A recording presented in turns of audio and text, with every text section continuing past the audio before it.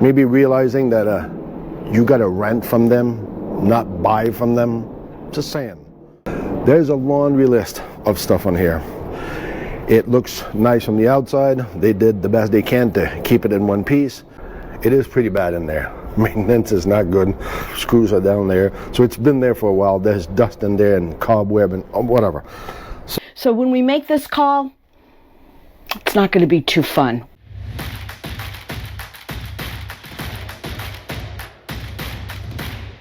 It's RV inspection day, and today we are in Mesa, Arizona. Yes, that's Monument Valley, but no, we're in Mesa. We're about to inspect this Thor Majestic 2020 23A from Cruise America. Now stick around. We don't know what we're going to find, and neither do you. And our customers' fingers are crossed. We'll update you at lunch and the end of the day. All right, first glimpse. Cruise America.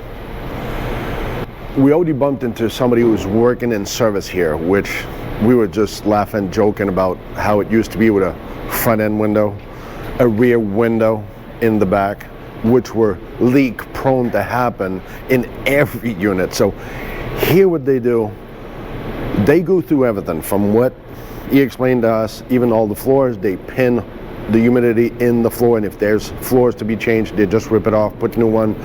So they seem to be doing a lot of upgrades on those rental units that you know are beaten up constantly by Joe Schmo and their family that never had an RV. So, and nobody knows how to pull what handle or how to operate this. So everybody's trial has been going on these. And Laura could share to you the story we had with those, but we know what the rear window is for. When you're traveling, what the kids do with the rear window. Yeah, I think we might even have some pictures of that, but just saying. All right, first glimpse, let's go to the front. We can see what they do here. So they rip off every trim on the old units that they have. They rebuild everything, but I wonder why they put drain holes, drain holes on each corner. That doesn't announce good. So you know what's in stock for me. We already found a little something on the entrance on the corner. The advantage of having Cruise America here in Arizona is that it is dry. So even if we had water leak going across the country somewhere, it's been long enough here that that moisture is out of the structure or places. So we got our work cut off here to try to find if everything is nice, if it's in order, and to the point of what one of the guys working here told us. They love to have inspector because here's the list, here's what we know we got to address. And later on in life, if you had a wet noodle for an inspector and he didn't find some of the problems, it's your problem. That's what they like to have inspectors here. They understood the principle of your inspector didn't find this, now it's your problem. Let's see how this day is going to go on. We'll hopefully see you at lunchtime. Let's go check out what Laurel has inside. Come on in. Let's check out this stow and go. It's actually absolutely wonderful. There's not a slide in this RV, right? But Pierre and I took our girls on a little road trip way back years ago. We had the bunk up top. The girls had a bedroom in the back. I'm telling you, they had a ball. Same with this. So coming in, you've got your booth dinette. You've got great storage. Got your Dometic fridge right here, but you've got great storage over here. There's a little closet, and of course you've got your bathroom and your shower. So let's talk about my first glimpse. So the first thing that Pierre saw when he came in this morning was that there's some linoleum here that's lifted. Now we don't know why. Why is that? We are going to definitely check into it, but other than that, I expected to come in here to strange smells. I don't have any strange smells.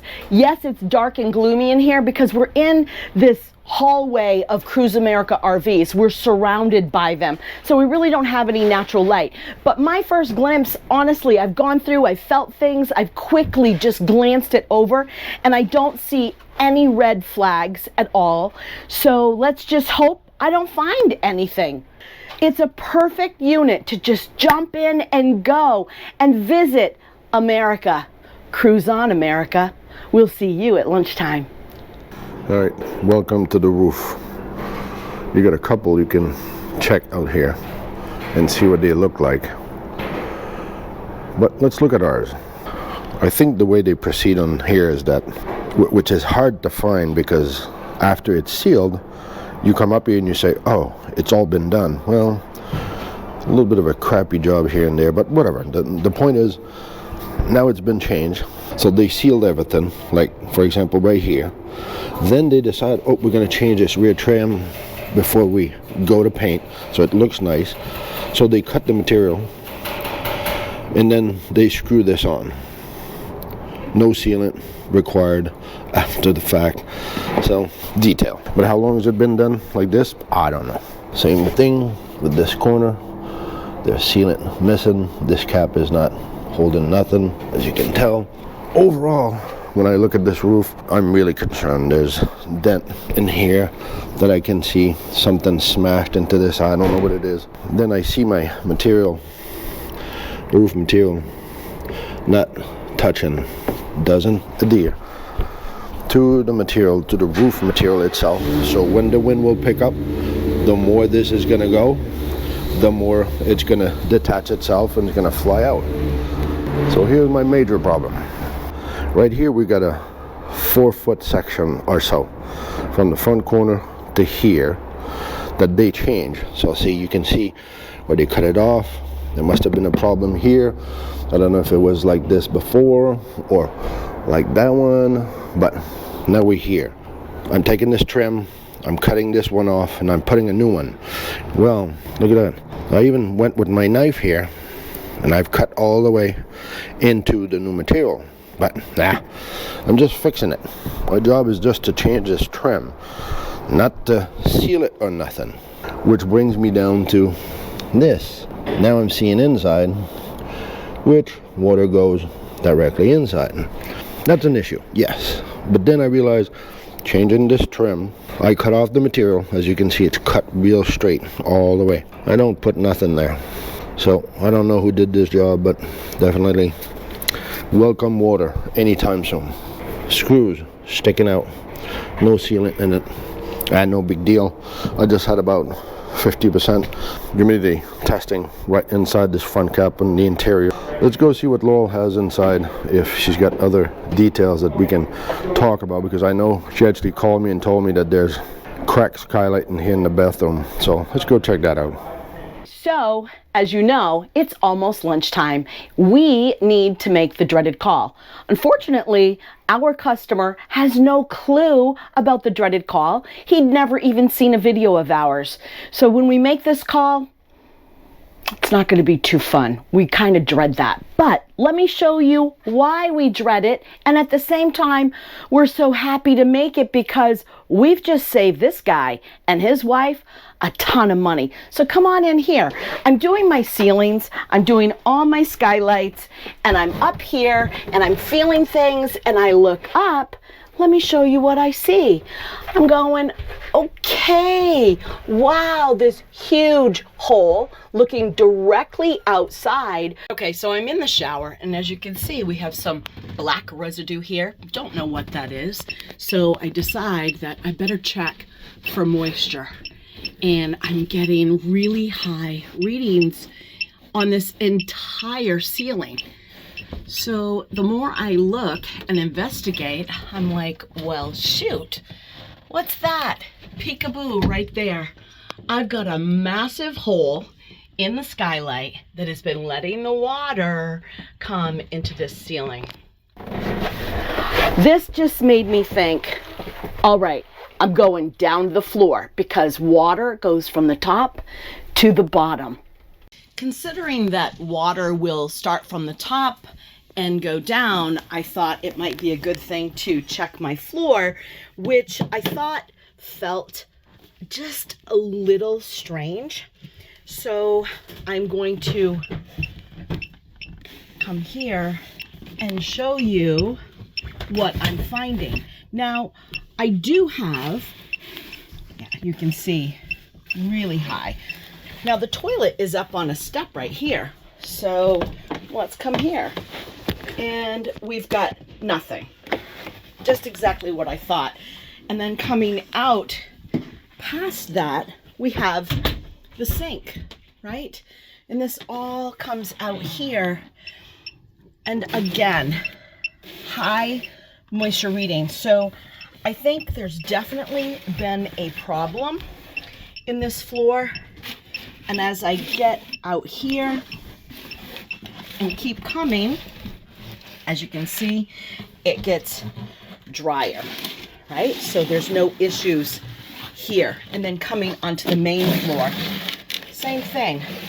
There's no issues. And I'm right directly in front of the kitchen sink at this point. So as you can see, we have a lot of moisture in the floors. Where did it come from? I don't know. So the more I got looking, I'm like, okay, well, now it's time to do my walls. And we've got these separations in the wall. Let me show you what I found. Okay, so we're over here by the booth dinette, and we have a big gap in the wall. It's all separated, but it gets worse the further we go down the wall behind the booth dinette, as far as my arms can let me go. And as you can see, it's just all separated from the wall. Speaking of separated walls, so again, right here by the entrance, you can see that there's a big gap right here on the wall, all the way up. You can see this right here. It gets tight, but down here, it's all separated. A big, huge gap. So seeing what I found today, does this kind of give you a tickle and think, I'd like to become an RV inspector. I'd like to help out RVers. If you're interested, go to our website, blueoxrvinspection.com, and fill out the form. We have an application on there for our next workshop, and we'd love for you to join us. Have you ever thought about a career where you can protect buyers and be your own boss? Consider becoming an RV inspector. We can train you from the ground up. I'm a certified inspector, and I thought I knew a lot. I've proven I know very little compared to the standard set by Blue Ox. There's a vast amount of experience and knowledge here in Blue Ox, but it's been an awesome experience, and I would strongly suggest if you want to be the best, this is the place to be. We just completed the 1-week Blue Ox endorsement training. And when we started on this journey, we said, what is Blue Ox going to do for us? I feel like it's going to catapult us. And you said, it's like slingshot. Slingshot. We absolutely have reached a new level and feel more confident and have a lot more knowledge. If you want to level up, this is the place to be.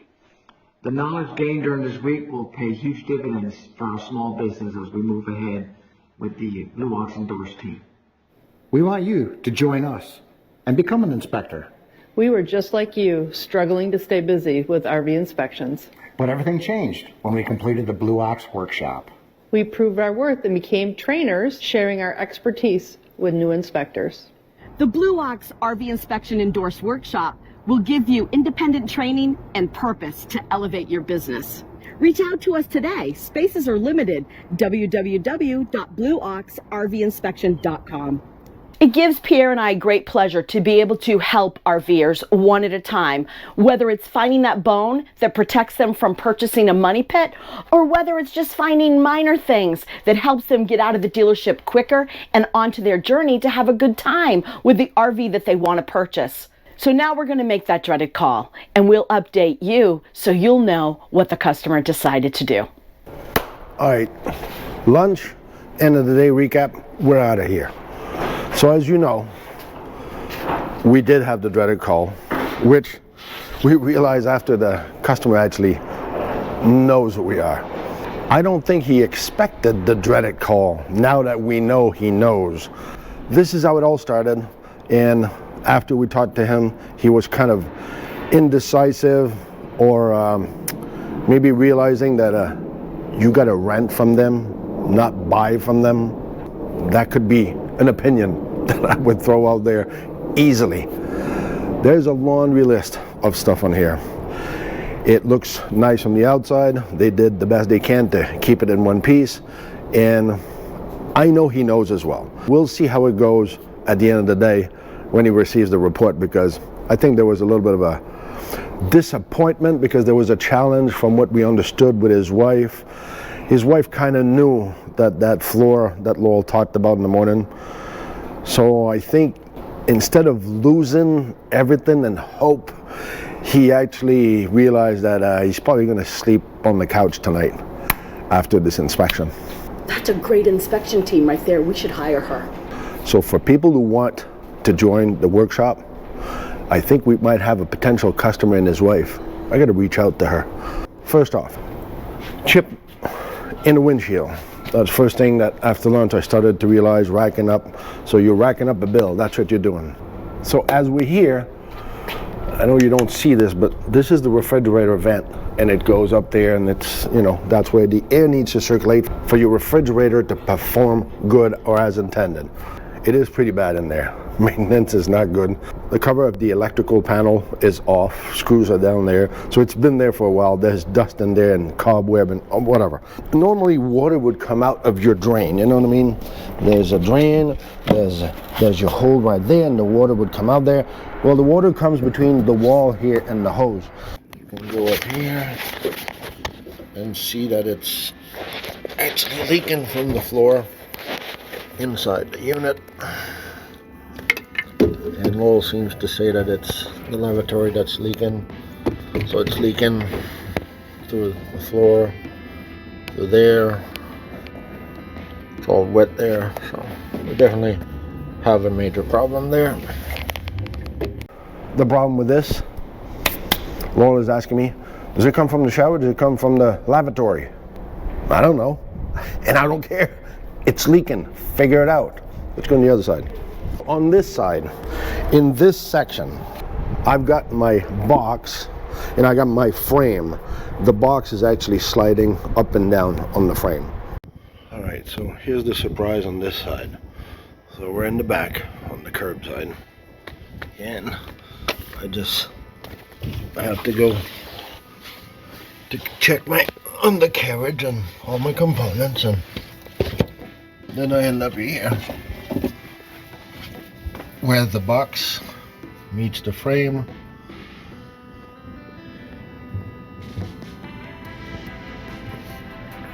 And tell me don't move. These don't move from each other.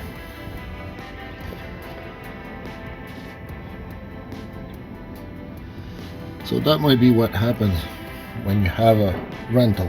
You know what I mean? Nobody really cares. So you might end up with this. Just saying. It's your call, but let's continue doing an inspection all day. I know it's frustrating. You're not gonna gain nothing, but whatever, it's fine. I understand the frustration. So I did my undercarriage. Other than this, I have nothing special. It's 150,000 miles. There's a lot of rust underneath there. The leaf spring are actually not smiling. They're actually frowning. So that's not good, is it? Just figure it out. There goes another $1,000, $1,500, or whatever. It's cheap. Just buy it. They're really cheap. $25,000 is still a lot of freaking money for me. So I don't know what you think cheap is. This is not cheap. But that's me. I don't have this kind of money. That 25 grand is nothing. That's cheap for an RV that you won't be able to resell, because you're gonna have to find a sucker the same as you that bought this to try to sell it to some other guy that don't have a clue about RV either. Keep that in mind. So on another note, because I know Laurel didn't talk about this morning, we have 3 outlets in here. 3. That's a lot of outlet for 24 feet long.